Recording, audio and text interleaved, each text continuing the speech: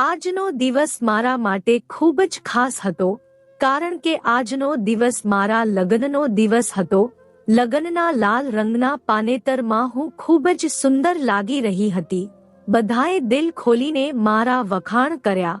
હું મારા લગ્નના પાનેતરમાં બેસીને મારા જીવનસાથીની રાહ જોઈ રહી હતી. મારા દિલમાં હજારો સપના હતા. દરેક છોકરીની જેમ મેં પણ એક રોમાંટિક અને સુંદર લગ્ન જીવનનું સપનું જોયું હતું. પણ મારું આ સપનું એ વખતે ચકનાચૂર થઈ ગયું જ્યારે મારા લગ્ન મારા જીજાજી સાથે નક્કી થઈ ગયા.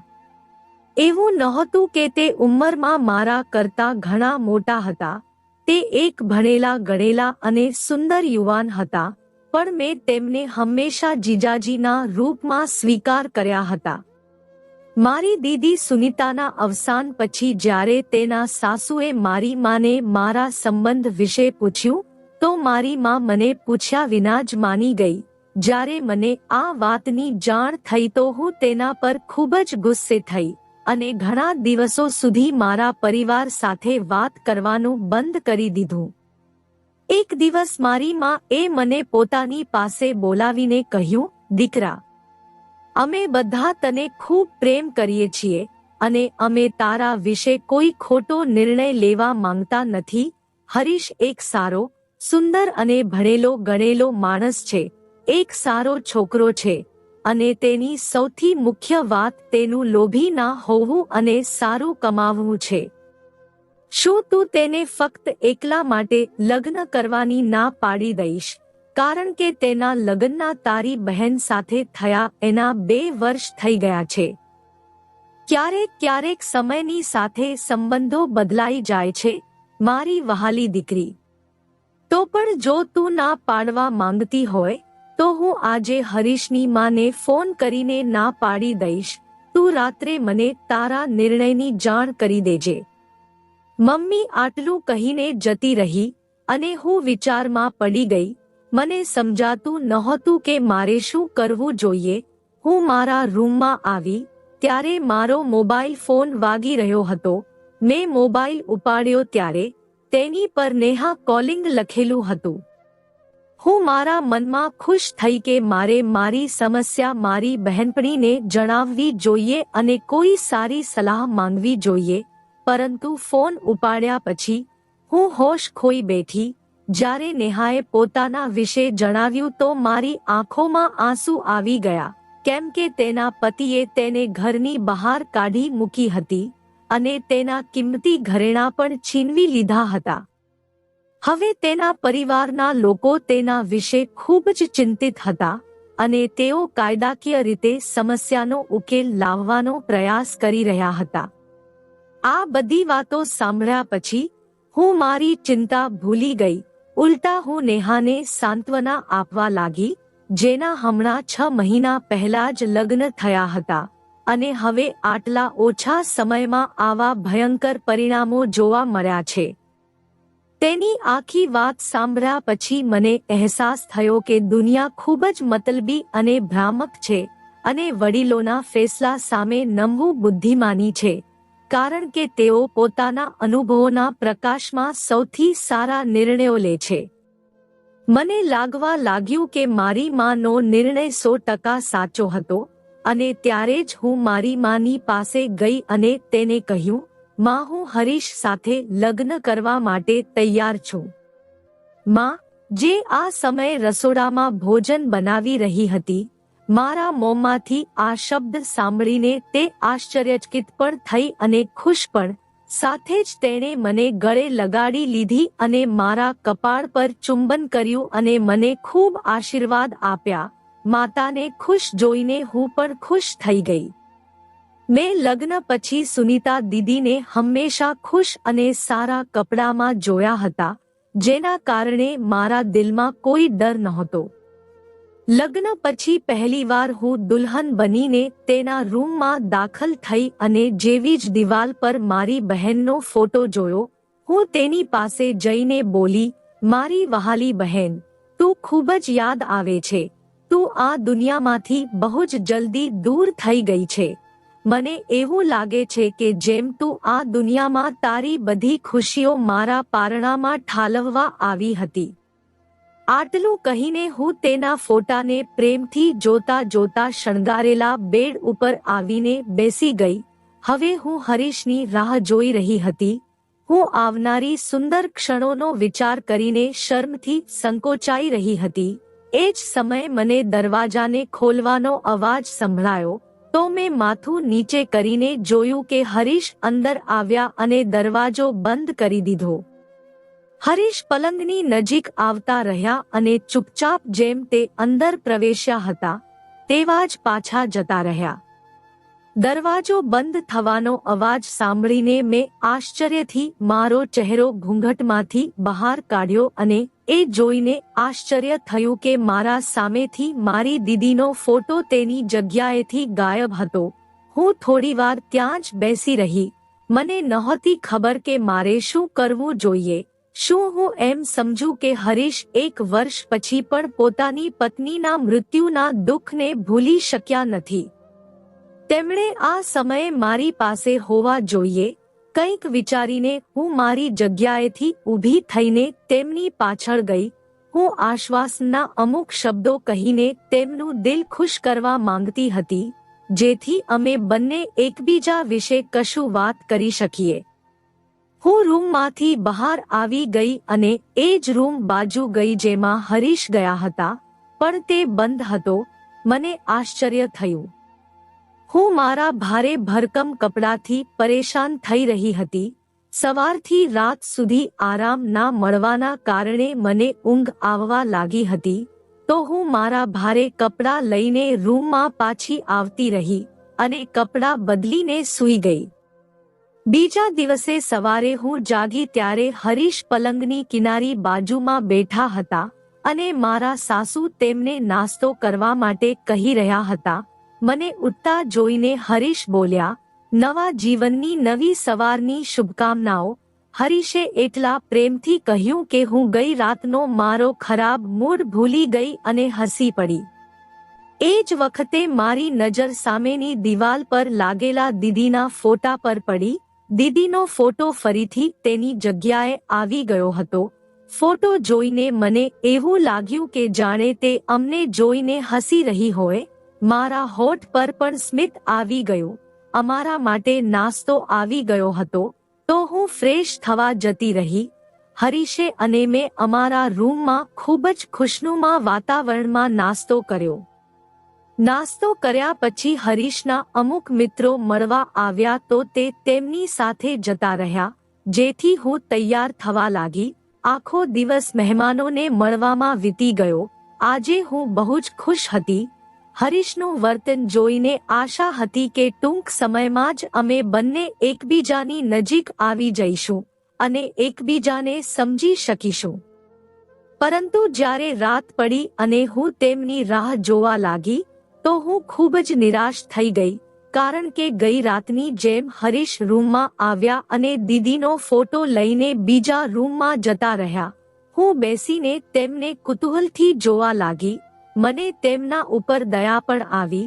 સાથે જ મને દીદીની કિસ્મતથી ઈર્ષ્યા પણ થઈ રહી હતી, જેને આટલો પ્રેમ કરવા વાળો પતિ મળ્યો હતો કે તે તેને ભૂલી જ નહોતો શકતો.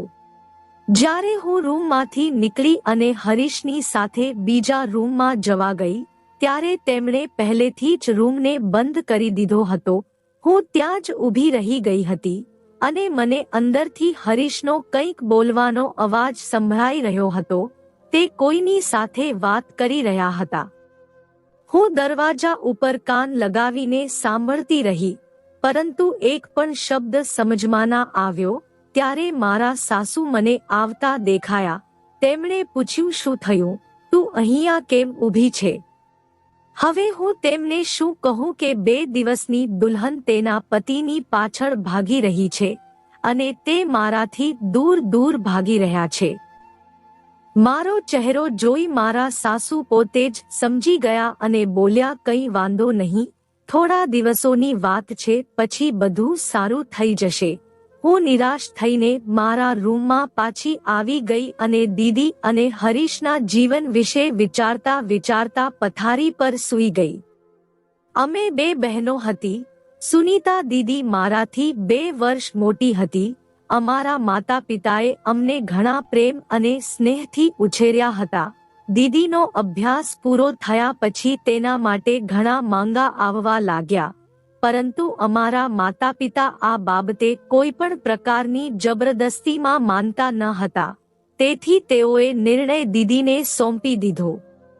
મારી માની બહેનપણીના પુત્ર હરીશનું માંગું આવ્યું.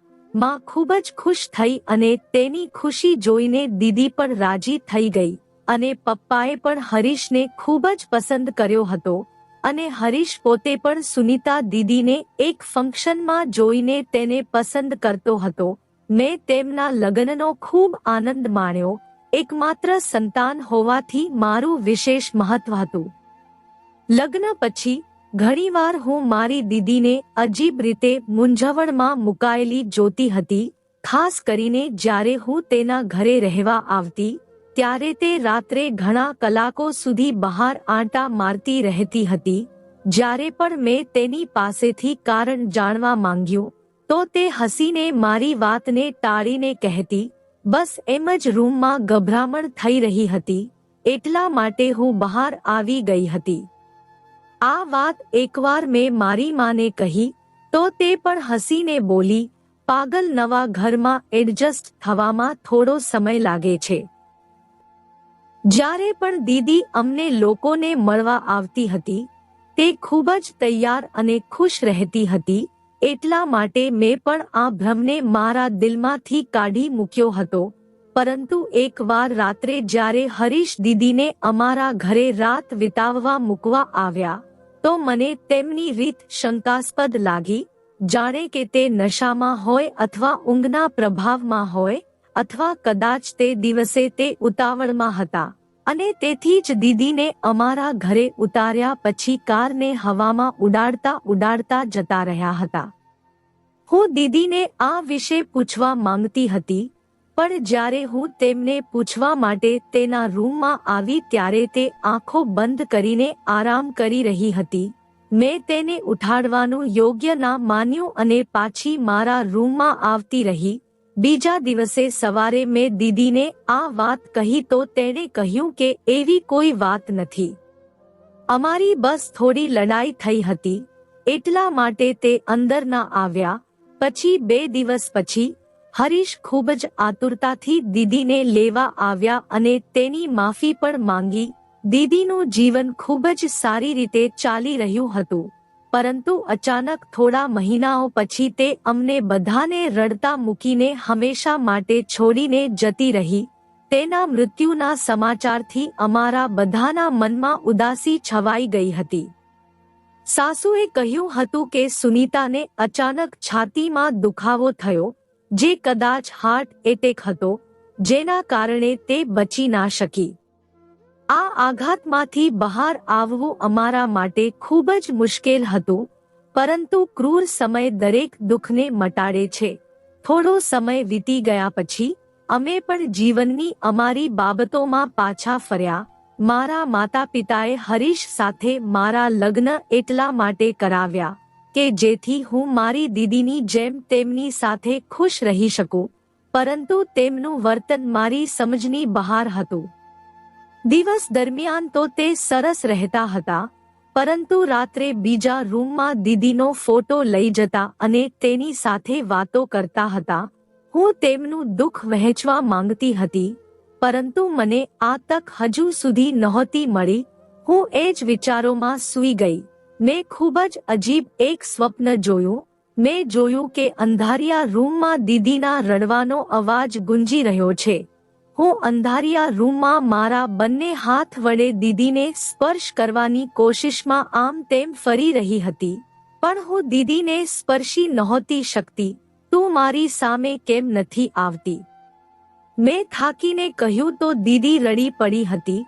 તું મને ત્યારે જ સ્પર્શ કરી શકીશ જ્યારે મને ન્યાય અપાવી દઈશ. મારી બહેન, તું મને ન્યાય અપાવી શકે છે. હું દીદીની વાત સમજી શકું કે તેને કંઈ પૂછું તે પહેલા મારી આંખો ખુલી ગઈ. રૂમમાં ચારે બાજુ અંધારું હતું. કદાચ લાઇટ જતી રહી હતી અથવા કોઈ ખામીના કારણે બંધ થઈ ગઈ હતી. મારું આખું શરીર પરસેવાથી લથપથ થઈ ગયું હતું અને મારો શ્વાસ જોર જોરથી ચાલી રહ્યો હતો, પણ મને કોઈ વાતની પરવા નહોતી. મારા દિમાગમાં ફક્ત દીદીના શબ્દો ગુંજતા હતા. એક વાત તો હું તમને કહેવાનું ભૂલી જ ગઈ કે મારી બહેન ખૂબ જ ધાર્મિક હતી. તે દરેક વખતે ભગવાનની ભક્તિમાં મગ્ન રહેતી હતી. ક્યારેક ક્યારેક તો મેં રાત્રે પણ ભગવાનની સામે હાથ જોડીને ઊભેલી જોઈ હતી. બીજે દિવસે સવારે હરીશના બહાર ગયા પછી હું બાજુના રૂમમાં આવી ગઈ. હું જોવા માંગતી હતી કે ત્યાં શું હતું. રૂમની અંદર આવી તો જોયું કે આ રૂમમાં એક સોફા સેટ અને કબાટ સિવાય કોઈ ફર્નિચર નહોતું. મેં કબાટ ખોલીને જોયું તો દવાના અમુક ખાલી રેપર હતા. મેં તેમને ઉપાડ્યા અને ફેરવ્યા. આ કદાચ દીદીની દવાઓ હતી કારણ કે મેં તેને ઘણીવાર તેની બેગમાં જોયેલી. પહેલા તો મેં ધ્યાન ના આપ્યું, પણ આ દવાનું નામ વાંચીને હું સ્તબ્ધ થઈ ગઈ. પણ પછી મને લાગ્યું કે કદાચ મને કોઈ ગેરસમજ થઈ છે, એટલા માટે મેં તે રેપર ત્યાં જ મૂકી દીધા. હજુ કબાટ બંધ કરી જ રહી હતી કે એક નાનકડી શોપિંગ બેગ મારા પગમાં આવીને પડી. મેં જોયું કે તે નશાવાળી દવાઓથી ભરેલું હતું. મને ખૂબ જ આશ્ચર્ય થયું. મેં તે બેગ ત્યાંથી ઉપાડી અને છુપાવીને મારા રૂમમાં લઈ આવી. સાંજ પડી તો હરીશ બેચેનીમાં આંટા મારવા લાગ્યા, જાણે તેમની કોઈ કિંમતી ચીજવસ્તુ ખોવાઈ ગઈ હોય. મને તેમની બેચેની મહેસૂસ થઈ, પરંતુ મેં તેને નજર અંદાજ કરી દીધી કારણ કે જો તે નશાવાળી દવાઓનો ઉપયોગ કરી રહ્યા હતા તો એક સારી પત્ની તરીકે મારે તેમને રોકવા જોઈએ હતા. આ જ દવાઓ મેં દીદીની બેગમાં પણ જોઈ હતી. કદાચ હરીશની આદત છોડાવવા માટે તે આ દવાઓ પોતાની બેગમાં રાખી લેતી હતી. કંઈક વિચારીને હું રૂમમાંથી બહાર આવી. મને ખબર હતી કે હરીશની ફેવરિટ ડીશ કડાઈ પનીર છે, એટલે હું તેને બનાવવા માટે રસોડામાં ગઈ. કારણ કે મેં સાંભળ્યું હતું કે માણસના દિલનો રસ્તો તેના પેટમાંથી હોય છે, એટલા માટે આ વાતને ફોલો કરીને હરીશ માટે કડાઈ પનીર બનાવ્યું. દીદી પણ હરીશને ખુશ કરવા માટે તેમની પ્રિય ડીશ બનાવતી હતી. આ દીદીએ જ મને જણાવ્યું હતું. રસોઈ કર્યા પછી મેં નોકરાણી સાથે ટેબલ સેટ કર્યું અને અમે લોકોએ જમવાનું શરૂ કર્યું. હરીશને ખાવાનું ખૂબ જ પસંદ આવ્યું હતું. તેમણે ખૂબ જ ખાધું અને મારી તારીફ પણ કરી. તેમણે મારી તરફ પ્રેમથી જોતા જોતા બોલ્યા કે શું તું આટલું સ્વાદિષ્ટ ભોજન બનાવવા માટે મારી પાસેથી કોઈ ભેટ લેવા માંગે છે? હરીશના અણધાર્યા પ્રશ્ન પર મેં આશ્ચર્યથી તેમની સામે જોયું. પ્રશ્ન કરતા તેમની પૂછવાની રીત અનોખી હતી. મને સમજ નહોતી પડતી કે હું મારા સાસુ સામે આનો જવાબ કેવી રીતે આપું, તેથી હું ચૂપ રહી. ફરી એકવાર હરીશે અજીબ રીતે તેમનો પ્રશ્ન પુનરાવર્તિત કર્યો. સાસુએ મને ઉતાવળમાં કોઈ કામ માટે રસોડામાં મોકલી દીધી. મેં રસોડાની બારીમાંથી જોયું કે તે તેમના પુત્રને ધીમા અવાજમાં કંઈક કહી રહ્યા હતા. મને હરીશનું વર્તન ખૂબ જ અજીબ લાગ્યું. એક દિવસ મેં મારા સાસુ સાથે વાત કરવાની હિંમત એકઠી કરી અને તેમને કહ્યું કે તમારો દીકરો નશો કરે છે, તો તમે તેમના જેવા વ્યક્તિ માટે મારું જીવન કેમ બરબાદ કર્યું? તેમણે કહેવા લાગ્યા, એવી કોઈ વાત નથી. તારી બહેન અને તેની પત્નીના મૃત્યુના આઘાતથી તેને હચમચાવીને રાખી દીધો છે અને તેણે પોતાનું દુઃખ ભૂલી જવા માટે આ બધું કર્યું છે. હું તેને સમજાવીશ. સાસુની વાત સાંભળ્યા પછી હું વધારે કંઈ ના બોલી અને રૂમમાં આવીને આડી પડી ગઈ. મેં રાતે સૂવા માટે ફરી આંખો બંધ કરી તો ફરીથી દીદીનો રડતો ચહેરો દેખાયો. તે મારી પાસેથી ન્યાય માંગતી હતી, પણ કેવો ન્યાય? મારા સપનામાં દીદીને આવી રીતે પીડાતા જોઈને હું ખૂબ જ બેચેન થઈ ગઈ હતી. મારા દિલમાં અજીબ અને વિચિત્ર વિચારો આવવા લાગ્યા કે મારી દીદીનું મૃત્યુ આકસ્મિક હતું કે બીજું કંઈક. સાસુએ કહ્યું હતું કે દીદીને હૃદયનો હુમલો આવ્યો તો હોસ્પિટલ લઈ ગયા. એ વખતે તો કંઈ પણ પૂછવાનો કોઈ અર્થ નહોતો અને એમાં કોઈ શંકા પણ નહોતી, પણ હવે દીદીને આ રીતે સપનામાં જોવું એ એક અસામાન્ય વાત હતી.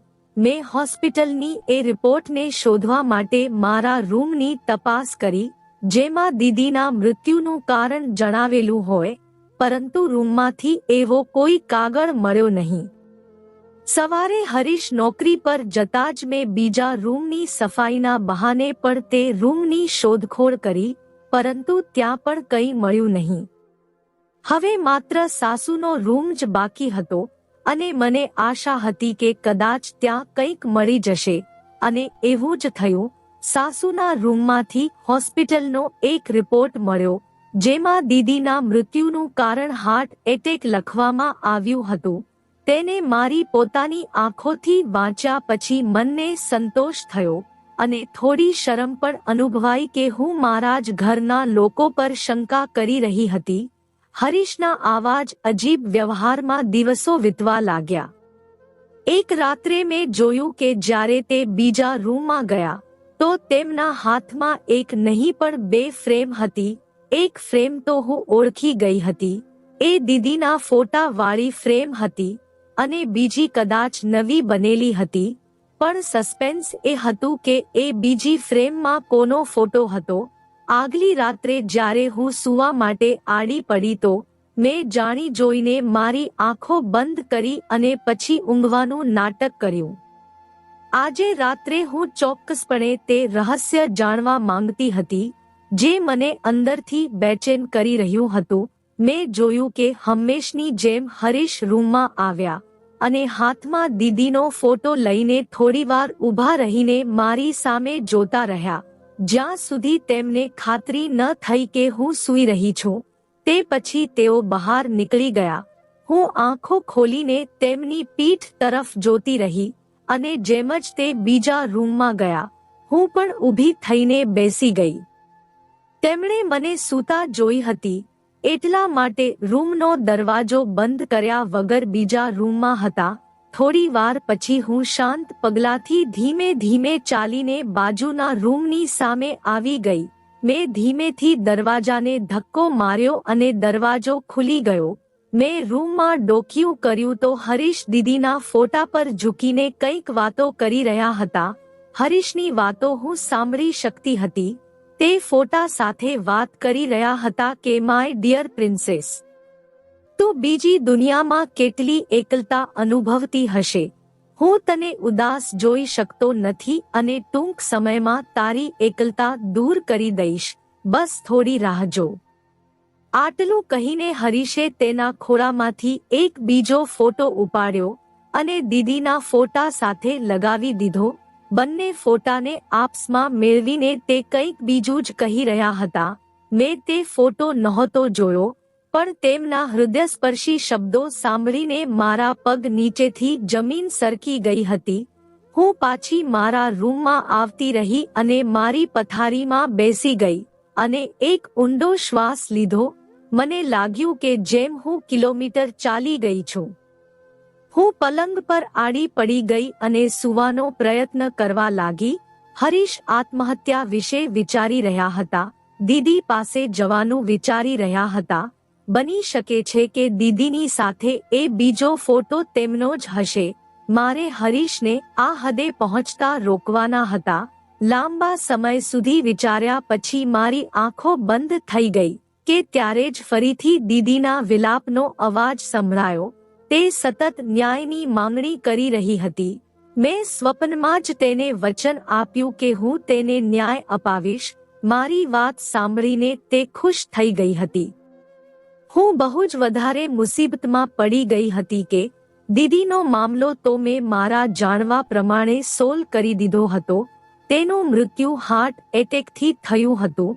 તો પછી દીદી ફરી સપનામાં કેમ આવી હતી? પરંતુ મેં દીદીને વચન આપ્યું હતું, તેથી મારે એમ પણ મારું વચન નિભાવવાનું જ હતું અને મને નહોતી ખબર કે મારે તે કેવી રીતે કરવાનું છે. રાત્રે કોઈ સમયે હું ઊભી થઈને હું બીજા રૂમમાં ગઈ.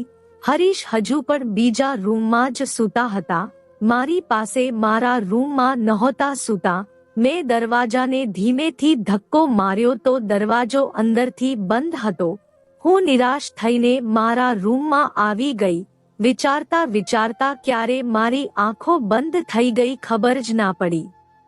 સવારે સૂઈને ઉઠી તો ફ્રેશ થવા માટે કબાટ ખોલ્યું અને કપડાં બહાર કાઢ્યા અને તે જોઈને ચોંકી ગઈ કે મારા કબાટમાંથી તે દવાઓની થેલી ગાયબ હતી. મને ખાતરી થઈ ગઈ કે તે થેલી હરીશે જ કાઢી હતી. મારે હરીશને ખોટા રસ્તે જતા અટકાવવા પડશે. હરીશને મરતા બચાવવા પડશે. હરીશને દીદીની યાદોમાંથી બહાર કાઢવા પડશે. આ બધું વિચારીને હું ફ્રેશ થઈને તૈયાર થઈને બહાર આવી ગઈ. મારી સાસુએ નાસ્તો બનાવીને તૈયાર રાખ્યો હતો. હું નાસ્તો કરી જ રહી હતી કે મારા સાસુ બોલ્યા, બેટા આરતી, મારા ફોનનું બેલેન્સ પૂરું થઈ ગયું છે. તારા ફોનથી ડોક્ટરનો નંબર લગાવી દે. સવારથી માથાનો દુખાવો થાય છે. તેમને પૂછીને કોઈ દવાઓ લઈ લઉં. મારા સાસુએ જણાવેલા નંબરને મેં મારા ફોનમાં ડાયલ કર્યો અને ફોન મારા સાસુ તરફ લંબાવ્યો. ભૂલથી મારી આંગળી રેકોર્ડિંગના બટન પર લાગી ગઈ અને રેકોર્ડિંગ ચાલુ થઈ ગયું. તે અજાણતા જ થયું હતું. જાણી જોઈને એવું નહોતું થયું. મારા સાસુ વાત કરતા તેમના રૂમમાં જતા રહ્યા હતા. હું પણ મારા રૂમમાં આવી ગઈ. એ વિચારતા કે સાસુમાં વાત કરી લેશે તો પોતે જ મને ફોન આપી દેશે. ઘણા સમય પછી સાસુમાં ફોન લઈને આવ્યા હતા અને મને ફોન આપીને પાછા જતા રહ્યા. ફોનને ચાર્જિંગ પર મૂકીને હું હરીશ વિશે વિચારવા લાગી. તે દીદીને કેટલો પ્રેમ કરતા હતા. દીદીની યાદોને હજુ સુધી પણ ભૂલી શક્યા નથી. ત્યાં સુધી કે તે દીદી પાસે જવાનું વિચારી રહ્યા છે, એટલે કે તે પોતાને મારવા માંગે છે. આ વિચારીને હું ધ્રુજી ઉઠી. મારો આખો દિવસ એ જ વિચારીને નીકળી ગયો કે કેવી રીતે હરીશના દિલમાંથી દીદીની યાદોને બહાર કાઢું અને કેવી રીતે હરીશના દિલમાં મારો પ્રેમ જગાડું. પરંતુ કાંઈ પણ સમજમાં નહોતું આવતું. આ બધું વિચારતા જ સાંજ પડી ગઈ. સાંજે જ્યારે હરીશ ઓફિસેથી ઘરે આવ્યા ત્યારે તેમના હાથમાં એક પીઝાનું બોક્સ પણ હતું. હરીશ રૂમમાં આવ્યા અને બોલ્યા, આરતી, હું આ પીઝા તારી માટે લાવ્યો છું. શું તને પીઝા ભાવે છે? પીઝા મને ખૂબ જ ભાવતા હતા. મેં ખુશીથી કહ્યું, હા હરીશ, મને પીઝા બહુ ભાવે છે. હરીશના ચહેરા પર એક અજીબ સ્મિત આવી ગયું, જેને હું સમજી ના શકી. એ જ સ્મિત સાથે તેમણે બોલ્યા, સારું તો આ લે, ખાઈ લે આ પીઝા. હરીશે મારી બાજુ પીઝા લાંબા કર્યા જ હતા કે ત્યારે મારા સાસુએ હરીશને બહારથી અવાજ કર્યો. હરીશે મને પીઝાનું બોક્સ આપ્યું અને કહ્યું, લે, જલ્દી ખાઈ લે, નહીતર આ ઠંડા થઈ જશે. એમ કહીને હરીશ બહાર જતા રહ્યા. મેં વિચાર્યું કે મારી મનપસંદ સિરિયલ સાંભળતા પીઝા ખાઉં. આ હેતુથી મેં ફોન ઉપાડ્યો. જે એપિસોડ છૂટી ગયા હતા હું તેનું રેકોર્ડિંગ કરી લેતી હતી. છૂટી ગયેલા એપિસોડનું રેકોર્ડિંગ સાંભળવા માટે મેં ફોનમાં રેકોર્ડિંગ ખોલ્યું. સૌથી ઉપર વાળું રેકોર્ડિંગ એ જ રેકોર્ડિંગ હતું. મારા દિમાગમાં ખ્યાલ આવ્યો, મારા સાસુએ આટલી લાંબી વાત કેમ કરી? તેમનું માથું દુખતું હતું. ફક્ત દવાઓ તો પૂછવાની હતી. તો પછી દવા પૂછવા માટે આટલી લાંબી વાત કરવાની શું જરૂર હતી? ના ચાહતા હોવા છતાં પણ મેં તે રેકોર્ડિંગ ખોલ્યું અને એ રેકોર્ડિંગ સાંભળ્યા પછી મારા શરીરમાં જીવ જ ના રહ્યો. એવું લાગતું હતું કે હું હમણાં જ પડી જઈશ. મેં વિચારવાની અને સમજવાની શક્તિ ગુમાવી દીધી હતી. મારા સાસુ ડોક્ટરને કહી રહ્યા હતા, કે ડોક્ટર સાહેબ, તમારી આપેલી દવાઓથી મારા દીકરાને કોઈ ફાયદો નથી થતો. તમે તો કીધું હતું તેના બીજા લગ્ન કરાવી દો, તે હવે સ્વસ્થ થઈ રહ્યો છે, પણ તે તો બિલકુલ સાજો નથી થઈ રહ્યો. તેની પહેલી પત્નીની હત્યા કર્યા પછી હવે તે તેની બીજી પત્નીને મારવાની પણ યોજના બનાવવા લાગ્યો છે. મેં તમને અત્યાર સુધીમાં ખબર નહીં કેટલા પૈસા આપ્યા છે. તમે મારા બધા પૈસા પાછા આપી દો. મારા પુત્રને કોઈ પણ ફાયદો નથી થયો. મારા સાસુની વાત સાંભળીને ડોક્ટર જોરથી હસ્યો હતો અને બોલ્યો, જુઓ, તમારો દીકરો માનસિક રોગી છે. તેને ફાયદો થવામાં થોડો સમય લાગશે. જ્યાં સુધી પૈસાની વાત છે તો હું તમને એક પૈસો પણ પાછો નહીં આપું. તમારા કહેવાથી જ મેં તમારી પહેલી વહુનો નકલી રિપોર્ટ બનાવ્યો હતો કે તેનું મૃત્યુ હાર્ટ એટેકથી થયું છે. જો હું પોલીસ પાસે જઈને તમારું અને તમારા પુત્રનું આ કાળું કૃત્ય કહીશ તો તમે આખી જિંદગી જેલમાં હવા ખાતા રહેજો. કાલે આવી જજો મારી પાસે. હું દવાઓ બદલીને જોઈશ. ધીમે ધીમે તમારા પુત્રને ફાયદો થવા લાગશે. અને હા, મારી ફી ચોક્કસ લઈને આવજો. આટલું કહીને તે ડોક્ટરે ફોન કાપી નાખ્યો હતો. હું ત્યાં જ લાચાર હાલતમાં બેઠેલી હતી. એનો મતલબ મારી દીદીનું મૃત્યુ હાર્ટ એટેકથી નહોતું થયું.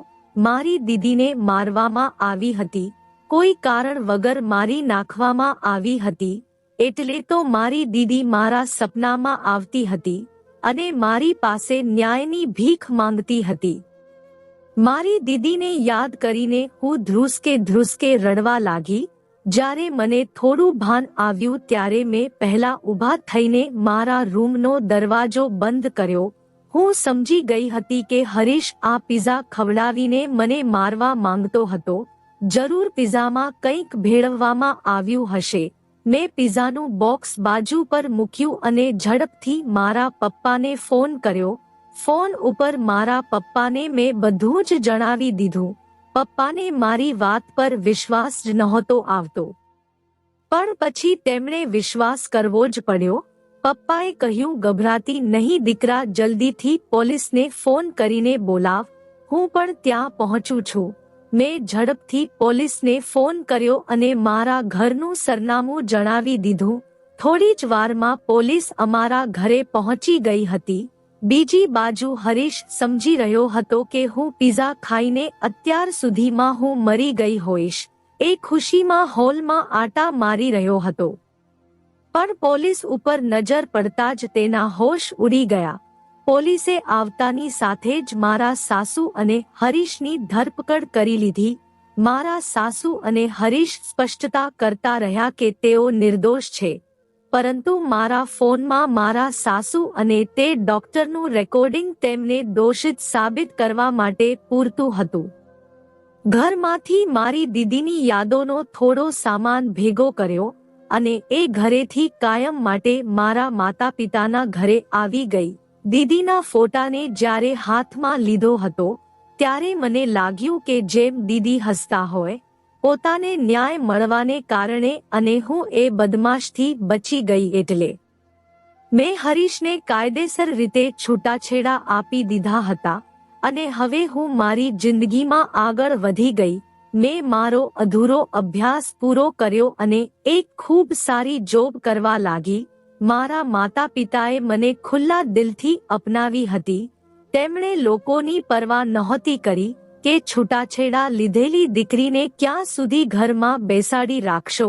ના જાણે કેટલીય આવી વાતો બની હતી, પરંતુ મમ્મી પપ્પાએ કોઈનું ના સાંભળ્યું. બેટા, જિંદગી જીવન સાથી વિના નથી પસાર થતી. જો તને એવું લાગે કે કોઈ એવી વ્યક્તિ છે જેની સાથે તું તારી જિંદગી પસાર કરવા માંગુ છું, તો નિસંકોચ અમને જણાવી દેજે. પરંતુ અમે અમારી તરફથી તારી ઉપર કોઈ દબાણ નહીં નાખીએ. મમ્મી પપ્પાની વાત સાંભળીને હું ખુશ થઈ ગઈ હતી. મને લાગતું નહોતું કે હવે મારી જિંદગીમાં એવું કોઈ આવશે જેના પર હું વિશ્વાસ કરી શકું. પણ જો મારા નસીબમાં સાચો પ્રેમ હશે તો ભગવાન તેને મારી પાસે ચોક્કસ મોકલશે. આમાં તમારો શું વિચાર છે કે મને મારા જીવનમાં સાચો પ્રેમ મળશે કે નહીં? તમારો અભિપ્રાય કોમેન્ટ કરીને જરૂર જણાવજો. તો દોસ્તો, આ વાર્તા તમને કેવી લાગી કોમેન્ટ કરીને જરૂર જણાવો. પસંદ આવી હોય તો પ્લીઝ લાઈક કરો, શેર કરો અને આપણી ગીતા વોઇસ ચેનલને સબસ્ક્રાઇબ કરો.